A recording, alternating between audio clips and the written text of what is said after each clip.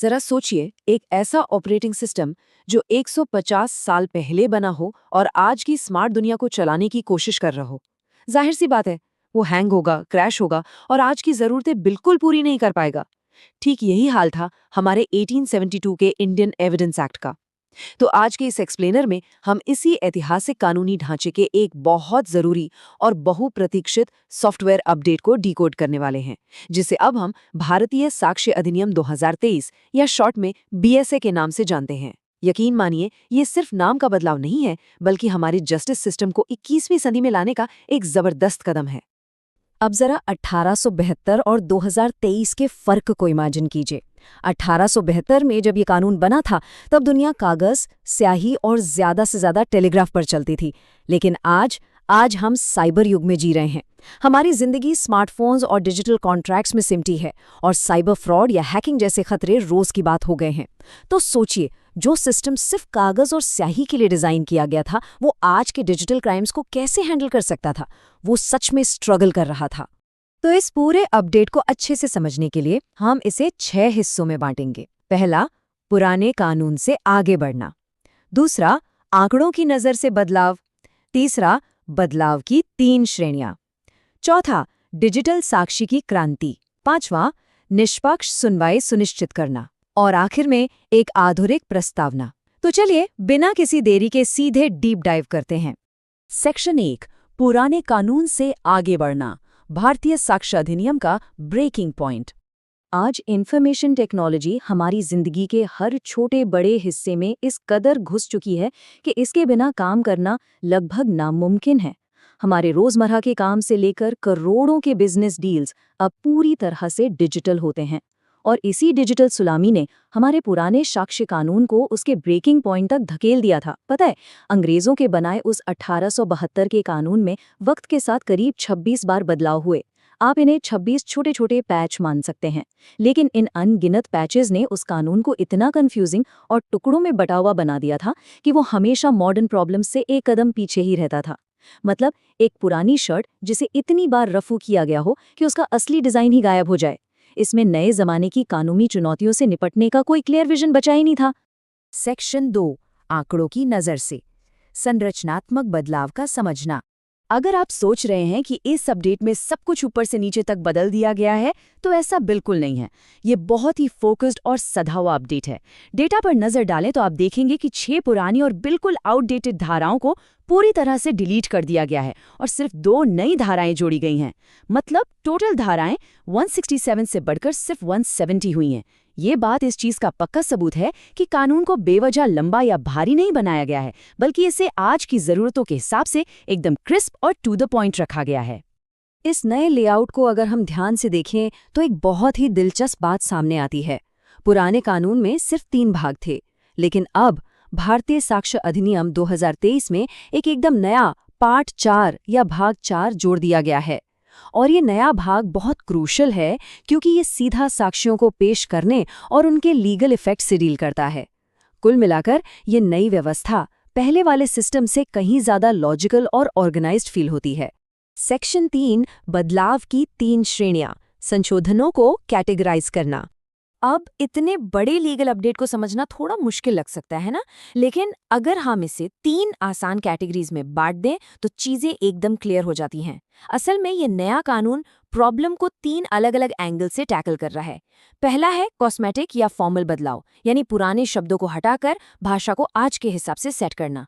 दूसरा है सबसे अहम, मूल या सब्सटैंटिव बदलाव, जो पूरी तरह से डिजिटल और आईटी साक्ष्यों को मान्यता देने पर फोकस करता है।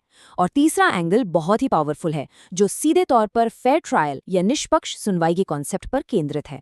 चलिए सबसे पहले इन कॉस्मेटिक बदलावों को ही देख लेते हैं।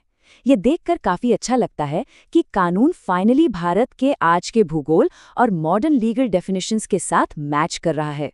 पुराने टाइम में बिना किसी लॉजिक के प्लीडर, वकील, अटॉर्नी जैसे अलग अलग शब्दों का इस्तेमाल होता था।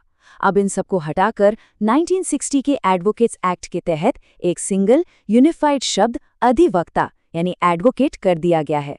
और हाँ, बॉम्बे, कलकत्ता और मद्रास जैसे पुराने औपनिवेशिक नामों की जगह अब आधिकारिक तौर पर मुंबई, कोलकाता और चेन्नई ने ले ली है। फाइनली एक अपडेटेड डिक्शनरी। सेक्शन 4, डिजिटल साक्षी की क्रांति, साइबर युग के लिए सबूतों की नई परिभाषा। आप जरा ध्यान दीजिएगा, क्योंकि ये वो जगह है जहां असली गेम चेंजिंग बदलाव हुए हैं।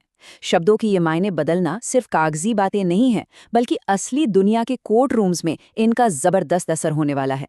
सेक्शन 21D को ही ले लीजिए। पहले दस्तावेज या डॉक्यूमेंट का मतलब सिर्फ किसी कागज पर कुछ लिखा होना या कोई नक्शा होता था, लेकिन अब इस परिभाषा को एक बहुत ही तगड़ा अपग्रेड मिला है। दस्तावेज में अब साफ तौर पर इलेक्ट्रॉनिक और डिजिटल रिकॉर्ड को भी शामिल कर लिया गया है।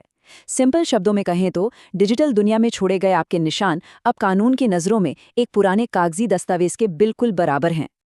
और ये नया इलस्ट्रेशन 6 इस बात का एकदम परफेक्ट सबूत है कि हमारा कानून कितना बदल चुका है। इसमें बाकायदा एक लिस्ट दी गई है जिसमें ईमेल सर्वर लॉग्स, आपके स्मार्टफोन या लैपटॉप पर मौजूद फाइल्स, वेबसाइट्स, लोकेशन डेटा और तो और आपके वॉइस मेल को भी अब ऑफिशियल दस्तावेज माना जाएगा। ये लिटरली एक बहुत बड़ा कदम है।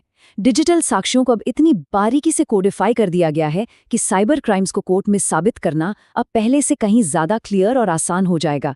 बिल्कुल इसी तरह सेक्शन 21E ने एविडेंस यानी साक्ष्य की पूरी परिभाषा ही दोबारा लिख दी है। ये सेक्शन अब इस बात की गारंटी देता है कि अगर कोई गवाह डिजिटल मीडियम से, जैसे मान लीजिए वीडियो कॉन्फ्रेंसिंग के जरिए अपना बयान देता है, तो उसे मौखिक साक्ष्य के रूप में बिल्कुल वही लीगल वेटेज मिलेगा जो कोर्ट में साक्षात खड़े होकर दिए गए बयान का होता है। कोई भेदभाव नहीं। और जैसा कि हमने अभी बात की, सारे डिजिटल रिकॉर्ड्स तो अब पूरी तरह से दस्तावेजी साक्ष्य बन ही चुके हैं।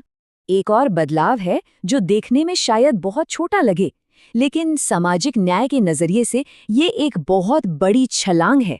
पुराने एक्ट के इलस्ट्रेशंस में आपको बार बार आदमी या मैन शब्द लिखा हुआ मिलता था, लेकिन अब सुप्रीम कोर्ट की गाइडलाइंस को फॉलो करते हुए इस नए अधिनियम में इसे पूरी तरह से जेंडर न्यूट्रल शब्द व्यक्ति यानी पर्सन से रिप्लेस कर दिया गया है। ये साफ तौर पर दिखाता है कि मॉडर्न कानून की भाषा अब सबके लिए बराबर है, चाहे उनका जेंडर कुछ भी हो।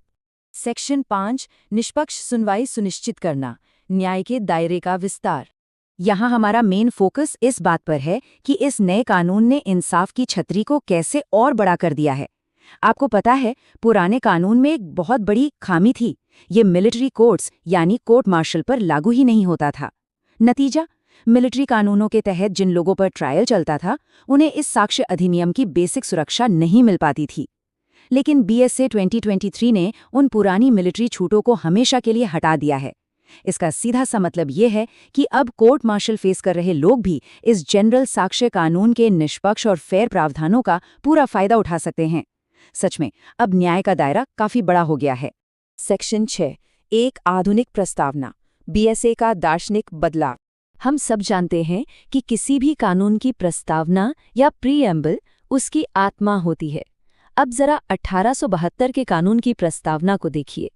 ये बस इतना कहती है कि साक्ष्य के कानून को एक जगह समेकित, परिभाषित और संशोधित करना समीचीन है। ये पूरी तरह से एक एडमिनिस्ट्रेटिव और फंक्शनल गोल था। इसमें कहीं भी न्याय या निष्पक्षता जैसे किसी बड़े विजन का कोई नामो निशान नहीं था। ये बस एक रूल बुक बनाने का डिक्लेरेशन था। लेकिन अब जब हम इस नए कानून की प्रस्तावना पढ़ते हैं, तो जो सबसे बड़ा और सबसे इम्पैक्टफुल बदलाव हमें दिखता है, वो है इन शब्दों का जुड़ना, निष्पक्ष सुनवाई के लिए, यानी फॉर फेयर ट्रायल। ये सिर्फ एक दो शब्दों का फेरबदल नहीं है दोस्तों, ये पूरे कानून की फिलॉसफी का एक बहुत बड़ा शिफ्ट है।